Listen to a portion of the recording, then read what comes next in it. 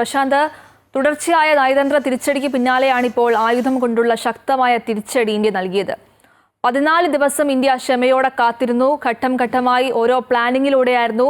പ്രത്യേകിച്ചും എടുത്തു പറയേണ്ടത് ബുദ്ധികേന്ദ്രമായ അജിത് ഡോവൽ പാകിസ്ഥാന്റെ ഓരോ മുക്കും മൂലയും കൃത്യമായി അറിയാനുള്ള ഒരാളാണ്. കൃത്യമായ പ്ലാനിംഗ്, അതിന്റെ വിജയം തന്നെയാണ് ഈ ഒരു തിരിച്ചടി, അല്ലേ? ഗോപിക, തീർച്ചയായും അങ്ങനെ തന്നെ വിലയിരുത്തണം അതിനെ. പ്രത്യേകിച്ച് വളരെ കൃത്യമായി ഇതിനു മുമ്പ് നമുക്ക് കണ്ടതാണ്. ഇതിനു മുമ്പ് നടന്ന തിരിച്ചടികൾക്കെല്ലാം തന്നെ കൃത്യമായ പദ്ധതി തയ്യാറാക്കി കൊടുത്തതെല്ലാം തന്നെ അജിത് ഡോവൽ തന്നെയാണ്. മാത്രമല്ല, രഹസ്യാന്വേഷണ വിഭാഗങ്ങൾ, അത് ലോകത്താകമാനുള്ള എല്ലാ ഏജൻസികളുമായി ബന്ധപ്പെട്ട് കൃത്യമായി കാര്യങ്ങൾ നിരീക്ഷിക്കുകയും കമ്മ്യൂണിക്കേഷൻ കൃത്യമായി നടത്തുകയും ചെയ്യുന്ന ആളാണ് അജിത് ഡോവൽ. അതുകൊണ്ട് തന്നെ അജിത് ഡോവൽ നേരിട്ട് തന്നെയാണ് ഇത്തരം നീക്കങ്ങൾക്ക് നേതൃത്വം നൽകിയിരിക്കുന്നത്. പ്രധാനമന്ത്രിയുടെ ഓഫീസുമായി നിരന്തരം അദ്ദേഹം ബന്ധപ്പെടുകയും പ്രധാനപ്പെട്ട ഉദ്യോഗസ്ഥരുമായി ചർച്ച നടത്തുകയും അക്കാര്യങ്ങൾ തന്നെ അതിനെ പ്രധാനമന്ത്രി അറിയിക്കുക, അത് വളരെ കൃത്യമായി തന്നെ ആ പദ്ധതികൾ മുന്നോട്ട് കൊണ്ടുപോവുകയൊക്കെ ചെയ്തിരുന്നു. അതിന്റെ ആദ്യഘട്ടം, അതായത് വളരെ പെട്ടെന്നൊരു തിരിച്ചടി ഉണ്ടാവുകയാണെങ്കിൽ സൈനികമായി തിരിച്ചടിച്ചു കഴിഞ്ഞാൽ പാകിസ്ഥാന് അതിന് മുന്നൊരുക്കത്തിന് സമയമായിരിക്കും, അല്ലെങ്കിൽ തീവ്രവാദികൾക്ക് അതിന് മുന്നൊരുക്കത്തിന് സമയം ലഭിച്ചേക്കാം എന്ന് നേരത്തെ തന്നെ കണക്കാക്കിയിരുന്നു. അതിന്റെ ഭാഗമായി പാകിസ്ഥാന്റെ ശ്രദ്ധ ഈ ഭീകരവാദ കേന്ദ്രങ്ങളിൽ നിന്ന് മാറ്റുന്നതിന്റെ കൂടി ഭാഗമായാണ് ഇത്തരത്തിൽ നദീജല കരാറുകൾ നിർത്തലാക്കിക്കൊണ്ട് അത് നിരോധിച്ചുകൊണ്ട് വെള്ളം കൊടുക്കുന്നത് നിരോധിച്ചുകൊണ്ടുള്ള നീക്കങ്ങൾ നടത്തിയത്. അതിന്റെ ഭാഗമായി പാകിസ്ഥാൻ അത്തരം നീക്കങ്ങൾ നിലവിലുള്ള കടന്നുകയറ്റമാണെന്നും യുദ്ധപ്രഖ്യാപനമാണെന്നൊക്കെ തന്നെ തരത്തിൽ ഭീഷണികൾ മുഴക്കുമൊക്കെ ചെയ്യുകയും പാകിസ്ഥാന്റെ പൂർണ്ണ, അതായത് പാകിസ്ഥാൻ സേനയുടെ അടക്കം പൂർണ്ണ ശ്രദ്ധ, സർക്കാരിന്റെ ശ്രദ്ധയെല്ലാം തന്നെ ഇത്തരം നയതന്ത്രപരമായ വിഷയങ്ങളിലേക്ക് പോവുകയാണ് ചെയ്തത്. അതിനുശേഷം അത് മാറിയ ശേഷമാണ് ഇത്തരം ഒരു നീക്കം രാജ്യത്തിന്റെ ഭാഗത്ത് നിന്ന് ഉണ്ടായത്. അതായത് നമ്മൾ സാധാരണഗതിയിൽ ഇന്ത്യ ഇത്തരത്തിലൊരു അതിർത്തി ലംഘിച്ചുള്ള നീക്കം ഉണ്ടായാൽ അല്ലെങ്കിൽ വെടിനിർത്തൽ കരാർ ലംഘിച്ചാൽ മറിച്ചും അതേ രീതിയിൽ തന്നെ തിരിച്ചടിക്കുകയാണ് ചെയ്യാറ്. അങ്ങനെ ചെയ്യുമെന്നായിരുന്നു ഒരുപക്ഷെ ഭീകരർ പ്രതീക്ഷിച്ചിരുന്നെങ്കിൽ അതിനപ്പുറത്തേക്ക് അങ്ങനെ ചെയ്യുമ്പോൾ സ്വാഭാവികമായും പാകിസ്ഥാന്റെ പൂർണ്ണ പിന്തുണ ഭീകരർക്ക് ഈ നേരത്തെ നമ്മൾ സൂചിപ്പിച്ച പോലെ തന്നെ ലഭിക്കും. അത് ഒഴിവാക്കി എന്നുള്ളതാണ് ഇതിന്റെ ഏറ്റവും തന്ത്രപ്രധാനമായ നീക്കമായി കരുതേണ്ടത്. മാത്രമല്ല, ഇതിനിടയിൽ തന്നെ ഇത്തരം നീക്കങ്ങൾ നടത്തുന്നിടത്ത് തന്നെ ലോകരാഷ്ട്രങ്ങളുടെ ആകെ പിന്തുണ ഉറപ്പാക്കാൻ ഇന്ത്യക്ക് കഴിഞ്ഞിരിക്കുന്നു എന്നുള്ളതാണ് ഏറ്റവും ശ്രദ്ധേയമായ കാര്യം. ഒരു തരത്തിലും അതിന് വിട്ടുവീഴ്ച ചെയ്യരുത് എന്ന് മറ്റ് രാജ്യങ്ങൾ നിലപാടെടുത്തിരിക്കുന്നു. ഇസ്രായേൽ അടക്കം സമാനമായ രീതിയിലുള്ള നിലപാട് ഇപ്പോൾ പ്രഖ്യാപിച്ചിരിക്കുന്നു. അതായത് രാജ്യത്തെ ജനങ്ങൾക്ക് മേലുള്ള ഈ കടന്നുകയറ്റത്തെ വളരെ കൃത്യമായി തന്നെ മറുപടി നൽകിയിരിക്കുന്നു. സ്വയം പ്രതിരോധത്തെ അംഗീകരിച്ചിരിക്കുന്നു എന്നുള്ളതാണ് ഇസ്രായേൽ അംബാസഡർ അടക്കം ഇപ്പോൾ ട്വീറ്റ് ഇങ്ങനെ എക്സിലടക്കം കുറിച്ചിരിക്കുന്നത്. അതായത് നേരത്തെ നമ്മൾ സൂചിപ്പിച്ച പോലെ എല്ലാ രാജ്യങ്ങളിലെയും ജനപ്രതിനിധികളുമായി ഒരു ധാരണ എത്തുകയും അവരോട് കൃത്യമായി കാര്യങ്ങൾ ധരിപ്പിക്കുകയും ചെയ്തു. ഇനി ആക്രമിച്ച സ്ഥലങ്ങളെ സംബന്ധിച്ചാണെങ്കിൽ വളരെ കൃത്യമായി ജനവാസ മേഖലകൾ ഒഴിവാക്കി പാകിസ്ഥാൻ പിന്തുണയോടുകൂടി പ്രവർത്തിക്കുന്ന ലഷ്കർ ഇ തോയ്ബ, ഹിസ്ബുൾ മുജാഹിദീൻ അടക്കമുള്ള തീവ്രവാദ ഭീകര കേന്ദ്രങ്ങൾ, ആ കേന്ദ്രങ്ങൾ കേന്ദ്രീകരിച്ച് തന്നെയാണ് കൃത്യമായി മർക്കസുകൾ കേന്ദ്രീകരിച്ചാണ് ഇവരെ ഭീകരവാദ പരിശീലനങ്ങൾ നടത്തിയിരുന്നത്, അല്ലെങ്കിൽ ഭീകരവാദികൾക്ക് താമസിക്കാനും മറ്റ് സംവിധാനങ്ങൾക്കുമെല്ലാം തന്നെ സ്ഥലമൊരുക്കിയിരുന്നത്. അത് കേന്ദ്രീകരിച്ച് മാത്രമാണ് ആക്രമണം നടത്തിയിട്ടുള്ളത്. നിലവിൽ വരുന്ന വിവരങ്ങൾ 12 ആണെങ്കിൽ 12 പേർക്ക് 12 ഭീകരരെ വധിക്കാൻ കഴിഞ്ഞു എന്നാണെങ്കിലും അതിനപ്പുറത്തേക്ക് എണ്ണം ഉണ്ടാകാനുള്ള സാധ്യതയുണ്ട്. കാരണം പാകിസ്ഥാൻ അത് ഒരുപക്ഷെ പുറത്തുവിടില്ല. കാരണം പാകിസ്ഥാനെ സംബന്ധിച്ച് ഇത്രയധികം നാശനഷ്ടം ഉണ്ടായെന്ന് കണ്ടു കഴിഞ്ഞാൽ പലതരത്തിലുള്ള തിരിച്ചടിയാണ്. ഒന്ന്, ആഭ്യന്തര വിഷയങ്ങൾ, അതായത് പാകിസ്ഥാനെ സംബന്ധിച്ച് ആഭ്യന്തര കലാപം പലപ്പോഴായി പൊട്ടിപ്പുറപ്പെടുന്ന ഒരു രാജ്യമാണ്. അവിടെ അതിനുള്ള സാധ്യത ഉണ്ടാവും. സൈന്യത്തിനെതിരെയും സർക്കാരിനെതിരെയും ഭീകരവാദികൾ അല്ലെങ്കിൽ ഇത്തരത്തിൽ നേതൃത്വം നൽകുന്ന വിധ്വംസ ശക്തികൾ സംഘടിതമായി എത്താനുള്ള സാധ്യതയുണ്ട്. അതുകൊണ്ട് തന്നെ കരുതലോടുകൂടിയായിരിക്കും ഇക്കാര്യത്തിൽ പാകിസ്ഥാന്റെ ഭാഗത്തുനിന്നൊരു നീക്കമുണ്ടാകും. പക്ഷെ അതേസമയം തന്നെ പാകിസ്ഥാൻ തന്ത്രപ്രധാന മേഖലകളിൽ നിന്ന് അടക്കം ഇപ്പോൾ ഈ വെടിനിർത്തൽ കരാർ ലംഘിച്ചുകൊണ്ടുള്ള നീക്കങ്ങൾ നടക്കുന്നു. ഏറ്റവും ഒടുവിൽ ഇപ്പോൾ വന്നിരിക്കുന്ന വിവരമനുസരിച്ച് വീണ്ടും പാകിസ്ഥാന്റെ ഭാഗത്ത് നിന്ന് ചില മേഖലകളിൽ സാധാരണ ജനങ്ങൾ താമസിക്കുന്ന സ്ഥലങ്ങളിലേക്ക് വീണ്ടും ഷെല്ലുകളും മറ്റും എത്തി എന്നുള്ള വിവരം കൂടി പുറത്തേക്ക് വരുന്നുണ്ട്. ഇങ്ങനെ പാകിസ്ഥാൻ മറുവശത്ത് ഇത്തരം പ്രകോപനങ്ങൾ തുടരുന്നു എന്നുള്ളതൊരു വസ്തുത തന്നെയാണ്. പക്ഷേ തിരിച്ചടികൾ ഉണ്ടാകാൻ, തിരിച്ചു വീണ്ടും അടുത്ത നീക്കങ്ങൾ ഉണ്ടാകാനുള്ള ഒരു സാധ്യത നിലനിൽക്കുന്നുണ്ട്. കാരണം അതിർത്തി മേഖലകളിൽ, അത് കര, വ്യോമ, നാവിക സംവിധാനങ്ങളുടെ ഭാഗമായിട്ടുള്ള എല്ലാ സ്ഥലങ്ങളിലും അതീവ ജാഗ്രതയും യുദ്ധക്കപ്പലുകൾ അടക്കം വിന്യസിച്ചുകൊണ്ടുള്ള സുരക്ഷാ സംവിധാനം അതിശക്തമാക്കുന്നു. മാത്രമല്ല, ഈ തിരിച്ചടികൾ മുന്നിൽ കണ്ടുകൊണ്ട് തന്നെ, അല്ലെങ്കിൽ തിരിച്ചടിക്കാനുള്ള തയ്യാറെടുപ്പുകൾ മുന്നിൽ കണ്ടുകൊണ്ട് തന്നെയാണ് മോക്ക് ഡ്രിൽ അടക്കം പല സ്ഥലങ്ങളിൽ നടത്തുന്നു. ഒപ്പം തന്നെ വ്യോമപാതകൾക്ക് നിയന്ത്രണം ഏർപ്പെടുത്തുന്നു. രാജസ്ഥാനിലും മറ്റ് സ്ഥലങ്ങളിലും എല്ലാം തന്നെ ഒരു തരത്തിലും സാധാരണ വിമാനങ്ങൾ പറക്കേണ്ടതില്ല എന്ന് കൃത്യമായി പറയുകയും വ്യോമപാത അടക്കുന്ന നിലയിലേക്ക് വന്നിരിക്കുന്നു. ഇപ്പോൾ ചില സ്കൂളുകൾക്ക് രാജസ്ഥാനിലും മറ്റ് സ്ഥലങ്ങളിലും എല്ലാം തന്നെ പാകിസ്ഥാനുമായി അതിർത്തി പങ്കിടുന്ന സ്ഥലങ്ങളിലെ സ്കൂളുകൾക്കും സർക്കാർ ഓഫീസുകൾക്കും ഇപ്പോൾ അവധി കൊടുത്തുകൊണ്ടുള്ള ചില നിർദ്ദേശങ്ങൾ വരുന്നു. അത്തരത്തിൽ ഓരോ സ്ഥലത്തും ഇത്തരമായ വളരെ കൃത്യമായ നീക്കങ്ങൾ നടത്തുകയും, അത് നമുക്കറിയാം സാധാരണ ഒരു സൈനിക നീക്കം ഉണ്ടാകുമ്പോൾ ഏറ്റവും താഴേക്കിടയിലുള്ള ആളുകളെ കൂടി സംരക്ഷിച്ചുകൊണ്ടുള്ള നീക്കമാണ് ഉണ്ടാകേണ്ടത്. അത് വളരെ കൃത്യമായി നടപ്പിലാക്കിയെന്നുള്ളത്. അതുകൊണ്ടാണ് സൈനികർക്കും മറ്റ് സുരക്ഷാ ഉദ്യോഗസ്ഥർക്കും മാത്രമായി ക്രമീകരിക്കുന്ന ബങ്കറുകൾ പോലും സാധാരണ ജനങ്ങൾക്ക് വേണ്ടി തുറന്നു കൊടുക്കുകയും അവിടെ ഒരു കുടുംബത്തിന് കൃത്യമായി താമസിക്കാൻ ആവശ്യമായ സംവിധാനങ്ങൾ ഒരുക്കി കൊടുക്കുകയും ചെയ്തിട്ടാണ് ഇത്തരം ഒരു നീക്കം നടത്തുന്നത്. അതുകൊണ്ട് ഇനി ഏത് തരത്തിലുള്ള പ്രകോപനം പാകിസ്ഥാന്റെ ഭാഗത്തുനിന്ന് വെടിനിർത്തൽ കരാർ ലംഘനമല്ല മറ്റേതെങ്കിലും തരത്തിലുള്ള പ്രകോപനം ഉണ്ടായാൽ പോലും അതിനെയൊക്കെ തിരിച്ചടിക്കാനും നേരിടാൻ സുസജ്ജമായി തന്നെ നിന്നുകൊണ്ട് തന്നെയാണ് ഇത്തരം ഒരു നീക്കം സൈന്യത്തിന്റെ ഭാഗത്തു നിന്ന് നൽകിയിട്ടുള്ളത്. ഇനി മറ്റൊരു കാര്യം, ഇത് വളരെ പ്രധാനപ്പെട്ട ഒരു നീക്കം നടത്തുമ്പോൾ പൂർണ്ണമായും കേന്ദ്ര സർക്കാരിന്റെ ഒരു നിയന്ത്രണമുണ്ട് എന്നുള്ളതാണ് ഏറ്റവും പ്രധാനപ്പെട്ട കാര്യം. കാരണം വളരെ കൃത്യമായി ഇതിന് മറുപടി കൊടുക്കുമെന്ന് പ്രധാനമന്ത്രി പറയുന്നു. പ്രധാനമന്ത്രിയുടെ ഓഫീസ് ഓരോ സമയത്തും കൃത്യമായി ഇക്കാര്യങ്ങൾ നിരീക്ഷിക്കുകയും വേണ്ട നിർദ്ദേശങ്ങൾ നൽകുകയും ഇടപെടലുകൾ നടത്തുകയും ഒക്കെ ചെയ്യുന്നു. പൂർണ്ണ സ്വാതന്ത്ര്യം സൈന്യത്തിന് നൽകുമ്പോൾ സൈന്യത്തിന്റെ നീക്കങ്ങൾ, മൂന്ന് സേനകളുടെയും നീക്കങ്ങൾ ഏതുവരെയാണ്, എത്രത്തോളം നമുക്ക് തിരിച്ചടിക്കാനുള്ള സംവിധാനങ്ങൾ ശക്തമാക്കണം, ഇതെല്ലാം പരിശോധിച്ച് കൃത്യമായി ഉറപ്പ് വരുത്തിയ ശേഷം മാത്രമാണ് അത്തരമൊരു സമ്മതം അല്ലെങ്കിൽ ഉറപ്പ് അല്ലെങ്കിൽ അവരോട് നിർദ്ദേശം നൽകുന്നത് നിങ്ങൾക്ക് നിങ്ങളുടെ രീതിയിൽ സൈന്യത്തിന് തിരിച്ചടിക്കാം. ഒരു തരത്തിലുള്ള ഇടപെടലും സർക്കാരിന്റെ ഭാഗത്തുനിന്നോ മറ്റു ബന്ധപ്പെട്ട സംവിധാനത്തിന്റെ ഭാഗത്തുനിന്നോ ഉണ്ടാകില്ല. അന്താരാഷ്ട്ര സമൂഹത്തെ രാജ്യത്തിന് മേലുള്ള കടന്നുകയറ്റമായി കാര്യങ്ങൾ ബോധ്യപ്പെടുത്തിയിട്ടുണ്ടെന്ന് പ്രധാനമന്ത്രി നേരിട്ട മൂന്ന് സേനാ മേധാവികളെയും സംയുക്ത സേനാ മേധാവിയും ധരിപ്പിക്കുന്നു.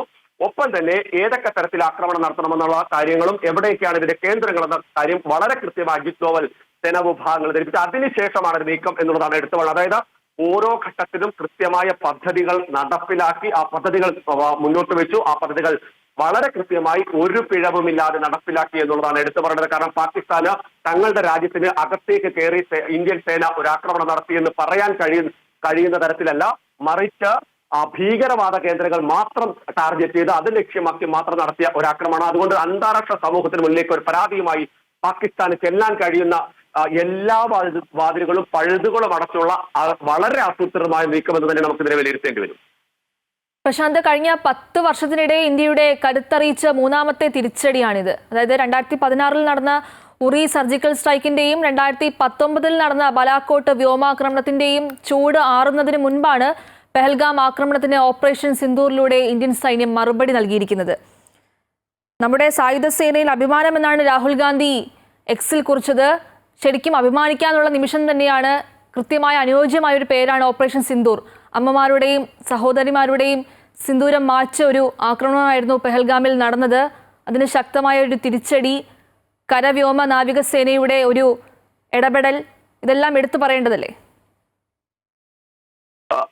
ഗോപിക, ഇതിൽ ഏറ്റവും ശ്രദ്ധേയമായ കാര്യം പ്രതിപക്ഷം എടുത്ത നിലപാടുകൾ തന്നെയാണ്. സാധാരണഗതിയിൽ പ്രതിപക്ഷം തുടക്കത്തിൽ തന്നെ സർക്കാരിന്റെ നിലപാടുകളെ വിമർശിച്ച രംഗത്തെത്താറുണ്ട്, പ്രത്യേകിച്ച് സർക്കാരിന്റെ സുരക്ഷാ വീഴ്ച അടക്കമുള്ള കാര്യം. പക്ഷേ ഇവിടെ ഒരു ഘട്ടത്തിൽ തിരിച്ചടിക്കുന്നില്ല എന്നൊരു ആക്ഷേപം മാത്രമാണ് ഉണ്ടായത്. പിന്നീട് ഏറ്റവും ഒടുവിൽ മല്ലികാർജ്ജുൻ ഖാർഗെ ഈ സുരക്ഷാ കാര്യങ്ങൾ പ്രധാനമന്ത്രി ധരിപ്പിച്ചിരുന്നു. അതിന്റെ ഭാഗമായി പ്രധാനമന്ത്രി ജമ്മു കാശ്മീർ താഴ്വരയിലേക്കുള്ള യാത്രകൾ മാറ്റി എന്ന തരത്തിലുള്ള ചില കാര്യങ്ങൾ മുന്നോട്ട് വെച്ചു. പക്ഷെ അപ്പോഴും രാഹുൽ ഗാന്ധി അടക്കമുള്ള പ്രധാനപ്പെട്ട ആളുകൾ സർക്കാരിനൊപ്പം, കാരണം പ്രധാനമന്ത്രിയുടെ വസതിയിൽ രാഹുൽ ഗാന്ധി എത്തി പ്രധാനമന്ത്രിയുമായി നേരിട്ട് കൂടിക്കാഴ്ച നടത്തുന്നു. രാഹുൽ ഗാന്ധിയെ വിളിച്ചു വരുത്തി രാഹുൽ ഗാന്ധിയുടെ കാര്യങ്ങൾ ധരിപ്പിച്ചിരുന്നു എന്നുള്ളതാണ് ഏറ്റവും പ്രധാനപ്പെട്ട കാര്യം.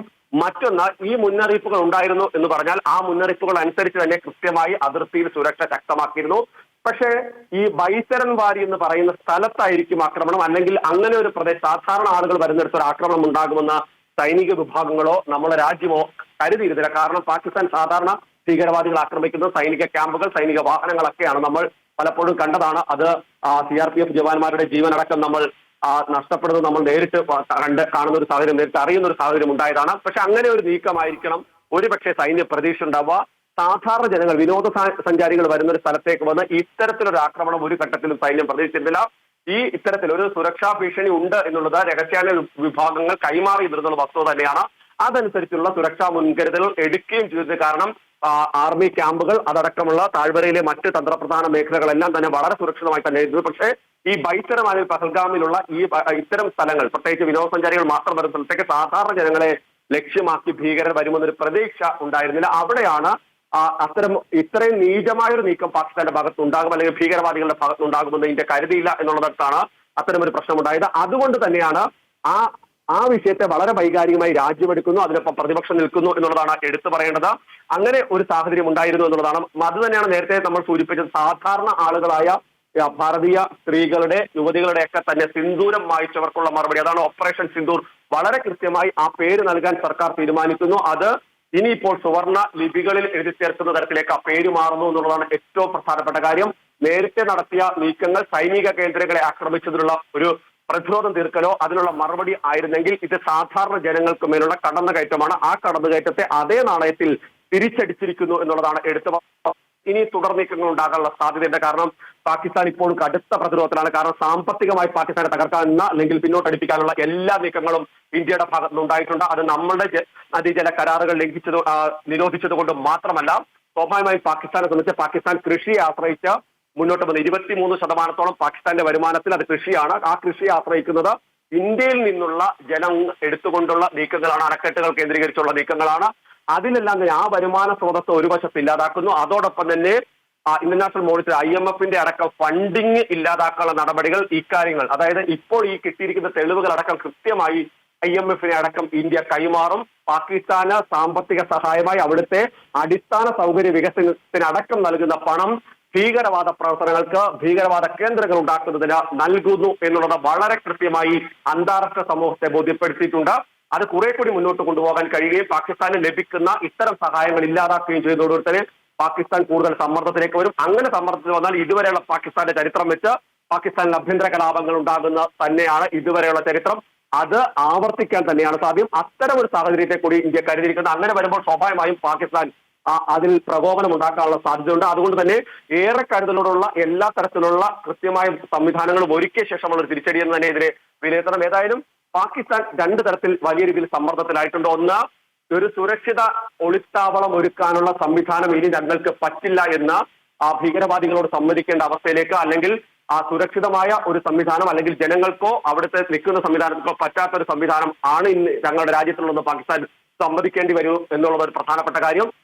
മറ്റത്ത് സാമ്പത്തികമായി ഇനി തങ്ങൾ എങ്ങനെ മുന്നോട്ട് പോകും, രാജ്യത്തിന്റെ സംവിധാനങ്ങൾ എങ്ങനെ മുന്നോട്ട് കൊണ്ടുപോകും എന്നുള്ളത് വലിയ ആശങ്കയോടുകൂടി പറയേണ്ടത്. ആണവായുധങ്ങൾ തങ്ങളുടെ കൈവശമുണ്ടെന്ന് പാകിസ്ഥാൻ അവകാശപ്പെടുന്നുണ്ട്. പക്ഷെ അതിന്റെ മറ്റു പ്രതിഫലങ്ങൾ ലോകരാഷ്ട്രങ്ങൾ അടക്കം ഒന്നടങ്കം പാകിസ്ഥാനെതിരെ വരെയും ശക്തമായ നടപടിയിലേക്ക് പോയി. ഇസ്രായേലിന്റെ അടക്കം വരുന്നത് അത് തന്നെയാണ്. കാരണം ഒരു സ്വയം പ്രതിരോധം തീർക്കാൻ ഇന്ത്യ തീരുമാനിച്ചിരിക്കുന്നു. അതിന് അഭിനന്ദനങ്ങളെന്ന് ഇസ്രായേലിൽ നിന്ന് അംബാസഡർ അടക്കം പറയുമ്പോൾ സ്വാഭാവികമായും അന്താരാഷ്ട്ര സമൂഹം ഒരു തരത്തിലുള്ള വ്യത്യാസവുമില്ലാതെ ഇന്ത്യക്ക് പിന്നിൽ അണിനിരന്നിരിക്കുന്നു. അത് പാകിസ്ഥാൻ ഉണ്ടാക്കാൻ പോകുന്ന സമ്മർദ്ദം ചെറുതല്ല. ഇനി പാകിസ്ഥാൻ തിരിച്ചു ചിന്തിക്കുന്നു നമുക്ക് പ്രതീക്ഷിക്കാനും കഴിയില്ല. കാരണം ഇത്രയധികം ആക്രമണങ്ങൾ നേരിട്ടിട്ടും ഇപ്പോഴും ഹിസ്ബുൾ മുജാഹിദിനും ലഷ്കർ-ഇ-തോയ്ബയ്ക്കും മറ്റ് തീവ്ര ഭീകര സംഘടനകൾക്കും താവളങ്ങൾ ഒരുക്കാൻ ഈ പറയുന്ന മതപഠന കേന്ദ്രങ്ങളടക്കം സംവിധാനം ഒരുക്കുന്ന ഒരു പാകിസ്ഥാൻ തിരിച്ചറിവ് ഉണ്ടാകുമെന്ന് നമുക്ക് കരുതാനുമാകില്ല.